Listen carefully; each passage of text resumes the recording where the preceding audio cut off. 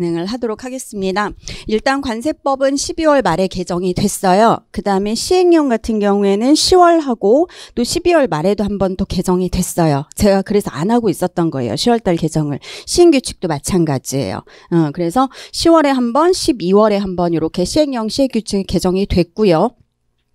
그 다음에 법에서 법률 같은 경우에는 그렇게 많은 부분이 개정된 게 아닌데 분량이 많은 이유가 용어가 많이 바뀌었습니다. 그래서 용어가 바뀐 부분들에 대해서는 아마 지금 시행령 시행규칙에는 반영이 안 되어 있어요. 용어가 바뀐 게. 그래서 막 섞여서 나올 거예요. 그냥 바뀐 용어로 여러분이 하시면 되고요. 2월이나 3월 중에 시행령 시행규칙도 아마 그 용어를 반영을 해서 개정이 될 겁니다. 그래서 시행령 시행규칙 같은 경우에는 2, 3월에는 개정되는 양이 이렇게 많진 않을 거예요. 용어 같은 경우에는 우리가 했으니까 제가 그거는 생략을 할 거고요.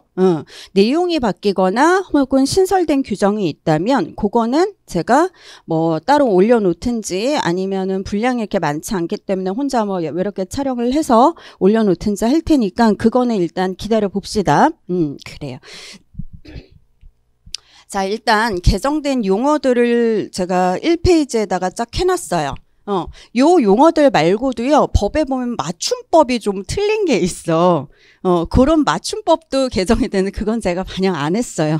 그런 것까지 하면, 뭐, 우리 당해물품 이런 게 이제 해당이라고 해서 법률에는 반영이 돼 있었는데 시행령 시행규칙에는 안 돼 있었던 부분들이 일부, 또 다 된 것도 아니야.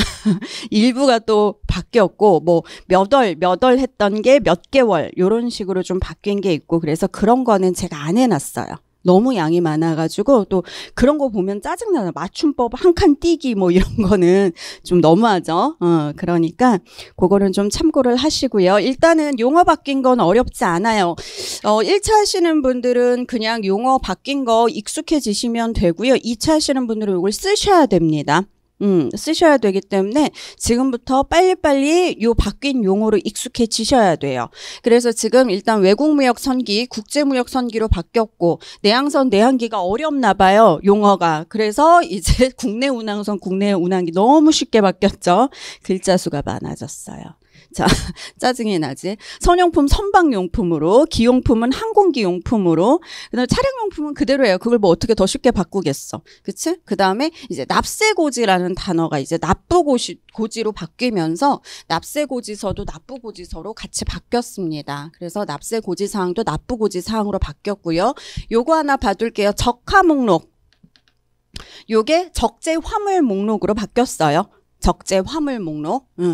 그 다음에 송하인, 수하인 우리 이렇게 표시를 했었죠. 송하인, 수하인. 수하인은 수신인으로 바뀌었어요. 혹은 물품 수신인으로 돼 있는 경우도 있고 제가 보여드릴게요. 송하인 같은 경우에는 이제 발송인으로 바뀌었고요. 더 헷갈리게 돼 있지. 그치? 그래서 용어가 좀 빨리 익숙해지셔야 돼요. 체납처분 같은 경우에는 이제 강제징수라는 용어로 바뀌었습니다. 그러면서 더 중요한 게 이 체납처분비예요. 너무 많이 등장을 하잖아요. 우리 법에. 강제징수비로 바꾸셔야 됩니다. 빨리 익숙해지셔야 돼요. 자, 납세고지가 바뀌었기 때문에 납세독촉도 납부독촉으로 바뀌면서 납부최고라는 것도 이 납부독촉이 같이 들어가 버렸어요. 그리고 나중에 보여드릴 거고 체납처분 유예기간 있잖아요. 이 체납처분이라는 게 이제 강제징수잖아요. 그래서 이 체납처분 유예기간을 압류나 매각이라는 강제징수하는 방법 있죠. 압류, 매각의 유예기간으로 바뀌었습니다. 이것도 보여드릴 거예요. 자, 상용겸품이라는 거. 상업용 겸본품. 너무 안 된다 하시면 예전 걸로 쓰셔도 되는데 뭐 안 될 건 없는데 그래도 이왕이면 바뀐 단어가 뭔지는 알고 계셔야 되니까. 자, 개항. 국제항으로 바뀌었습니다. 자랑스러운 국제항. 우리 출항면장이라는 단어를 본 적이 있었어요. 그쵸? 우리 출항면장. 배. 선박 항공기 나왔을 때 출항 절차에서 봤던 출항 면장이 출항 허가증으로 바뀌었고 이제 나중에 가면 조사 처분 쪽 보면 조사하는 과정에서 뭐 대서하게 한다 대리 서명으로 아주 자세히 친절하게 바뀌었고 국가 경찰 공무원은 국가자 빼버리고 경찰 공무원으로 바뀌었으니까 이거는 너무 이렇게 바뀌었구나 요 정도만 봐주시면 돼요. 그래서 이렇게 용어가 바뀌었고요. 자, 이 페이지에 보시면 우리 용어의 정의에서 두 가지를 추가하셔야 됩니다. 우리 법제 2조에 보면 용어의 정의가 나오죠. 그래서 두 가지를 추가하셔야 되는 게 뭐냐 하면 세관 공무원이라는 용어의 정의가 생겼어요. 당연히 뭐 어렵지 않으실 거예요. 세관 공무원이라는 거는 관세청장, 세관장, 그다음에 공무원들, 그 소속 공무원들, 그다음에 그 관세청 소속 기관이 있다면 그 장, 소속기관의 장이나 거기 소속 공무원들을 우리가 다 통틀어서 세관 공무원이라고 얘기를 하고요. 우리 탁송품의 용어의 정의도 생겼어요. 그러니까 이 탁송품 같은 경우에는 용어의 정의를 어디다 활용해야 되냐면 탁송품 특별통관 같은 데다가 활용을 하셔야 되는 거예요. 그래서 탁송품이라는 게 뭐냐, 우리 DHL, 페덱스 같은 거 얘기하는 거죠. 여기서 중요한 말이 뭐냐 하면 이제 탁송품이라는 거는 정말 이렇게 뭐 서류나 견본이나 자가자 내가 쓸 건데 이제 국제무역선, 국제무역기, 국경출입 차량을 이용해서 물품을 송달해주는 그런 업자들을 얘기하는 거예요. 그 업자에게 위탁한 거죠. 위탁.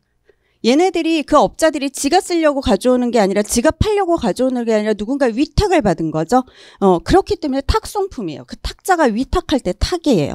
아시겠죠? 그래서 위탁해서 이렇게 반입하거나 외국으로 반출하는 거, 그거를 우리가 탁송품이라고 얘기를 하는데 이 괄호 있죠? 괄호.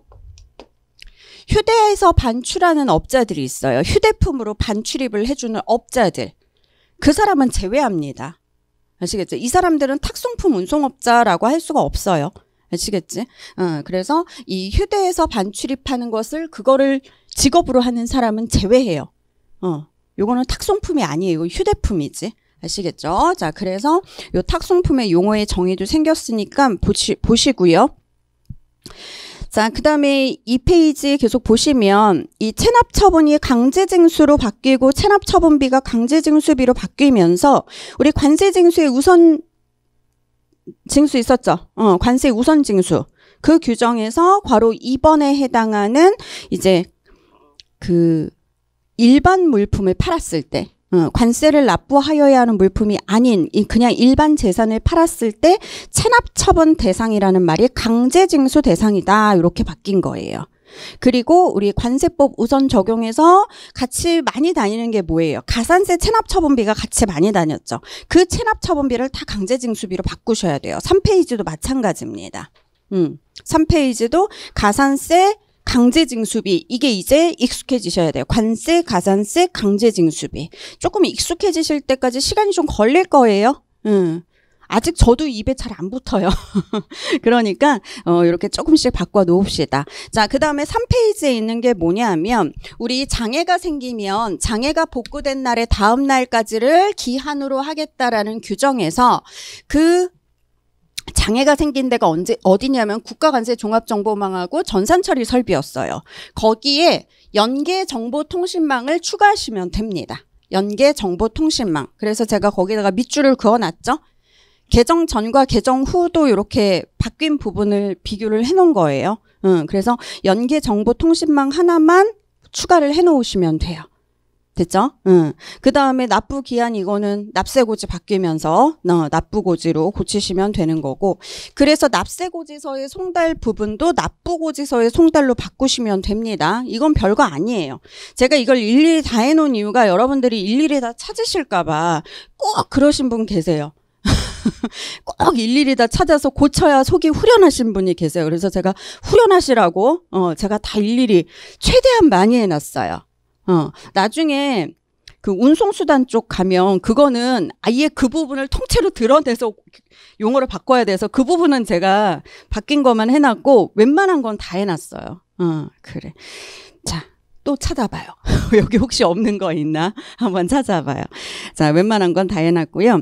그 다음에 신고 서류 보관 기간 있죠. 여기에 적하 목록이 있었어요. 2년 범위 내에서 보관하는 그 적하 목록의 용어를 적재 화물 목록으로 바꾸셔야 됩니다. 적재 화물 목록. 그래서 그 왜 5년, 3년, 2년 쪼개놓은 대통령령 있잖아요. 걔는 아직 안 바뀌었어요. 근데 그냥 바꾸세요. 바꿔서 그냥 공부를 하세요. 아시겠죠? 적재 화물 목록으로 바꾸셔서 됐습니다. 쭉쭉 넘어갈게요. 5페이지 볼게요. 이건 좀 보셔야 돼요. 요거는 괄호 1번에 해당하는 게 지금 법률이거든요. 과세 환율. 요게 없어진 게 아닙니다. 요거는 어떻게 된 거냐면 지금 괄호 1번에 해당하는 과세 환율의 결정, 이게 법률이에요. 그치? 법률에서 얘기하는 과세 환율인데 요거를 시행 규칙에서 조금 더 정확하게 얘기를 하고 있는 거예요. 내용이 바뀐 게 아니에요. 그러니까 과세 환율 얘기가 나오면 요 시행 규칙에 신설된 규정도 같이 언급을 해주셔야 된다라는 거죠. 자, 그래서 어렵지 않습니다. 일단 비교를 해보면 뭐냐 하면 일단 과세 환율을 어떻게 정할 거냐. 기준은 똑같아요. 수입신고일이 속하는 주의 전주. 그쵸? 그 사실이 발생한 날이 속하는 주의 전주. 보세건설장 같은 경우에는 원칙대로 돌아가야죠. 적용법령 그대로 하면 수리일이 기준이 돼버리니까 수입신고일이 속하는 주의 전주. 여기까지 똑같아. 그 전주 중에서 요일을 정확하게 월요일부터 금요일까지다. 요일을 정확하게 해줬고요. 자, 월요일, 월, 화, 수, 목, 금요일마다 아침에 최초로 고시하는 그 환율이 있어요. 아침에. 매일. 월요일부터 금요일까지 월요일은 얼마, 화요일은 얼마, 매일 최초 고시하는 자, 외국한 매도율이라는 게 어떤 매도율을 얘기하냐? 대고객 전신한 매도율을 얘기한다라는 거예요. 대고객 전신한 매도율. 요걸 평균하겠다는 거야. 월요일 아침에 얼마였고 화요일 아침에 얼마였고 수요일 아침에 얼마였고 목요일 아침에 얼마였고 금요일에 나 좀 말려줘. 자, 금요일 아침에 얼마였고 요거를 다 평균을 하겠다는 겁니다. 아시겠죠? 그 외국한 매도율이라는 게 뭐다? 대고객 전신한 매도율이에요. 아시겠죠? 근데 뭐 이럴 일은 없겠지만 만약에 이 대고객 전신한 매도율을 고시하는 외국한 업무 취급 기간이 하나도 없다면 이런 일은 없겠지만 그때는 전신한 매도율이 아니라 현찰 매도율을 평균하겠다는 거예요. 현찰 매도율을. 뭐 이런 경우가 생기든 안 생기든 우리한테 중요한 게 아니죠. 규정이 있다는 게 중요한 거예요. 이런 단서 규정이. 그래서 과세 환율에 대한 아주 상세한 시행 규칙이 생긴 거예요. 아시겠죠? 요거는 좀 가져가셔야 됩니다. 자, 그래서 객관식 하시는 분들은 법률로 나올 수도 있고요. 그 다음에 지금 신설된 시행 규칙으로 지문에 나올 수도 있어요. 그렇게 되면 월요일부터 금요일 확인하시고요. 매일 최초 고시한다라는 거 확인하시고요. 그 다음에 대고객 전신한 매도율을 평균하는 게 원칙이라는 거. 그게 없다면 현찰 매도율을 평균하겠지만 있다면 대고객 전신한 매도율을 평균한다라는 거를 좀 참고를 하셔야 됩니다. 그래요. 자, 그렇게 보시면 되고